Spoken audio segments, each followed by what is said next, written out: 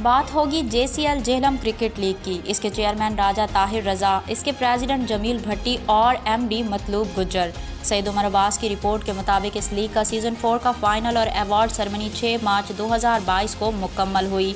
2 माह के तवील वक्त के सीज़न 4 के इस लीग में 16 बड़ी टीमों और 4 अंडर 16 टीमों के 119 मैच खेले गए और इस लीग में एक T10 कप झेलम फोरम के नाम से भी शामिल था। इस JCL की ख़ास बात ये कि सब मैच किसी भी परेशानी और हादसे के बगैर अल्लाह पाक के करम से इख्तिताम पजीर हुए।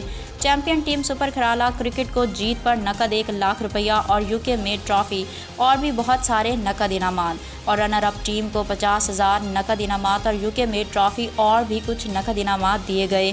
सैयद ज़मीर जाफरी स्टेडियम झेलम में क्रिकेट खेल की विकेट 2007 में बनाई गई और अब इसकी हालत बिल्कुल बिगड़ चुकी है।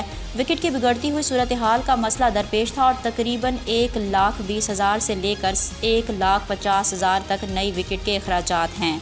15 साल पहले बनाई गई विकेट को दोबारा बनाने की अशद ज़रूरत के पेश नज़र अब इस विकेट का सारा खर्चा JCL ने अपने ज़िम्मे लिया है।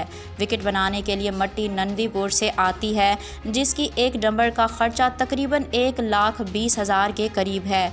फिर इसके ऊपर घास लगाना भी बहुत ज़रूरी होता है और विकेट बनाने वाले लोग भी स्पेशल होते हैं। और इस विकेट के लिए सियालकोट से भाई तशरीफ़ लाए हैं और JCL वालों के ख्यालात इस मुतल्लिक कुछ ऐसे हैं कि इस बात का पूरा यकीन कि ये बच्चे मैदान में खेलकर हमारी बेहतर आखिरत का वसीला भी बनेंगे और आने वाली नस्ल के लिए अपना भी रोल अदा करेंगे।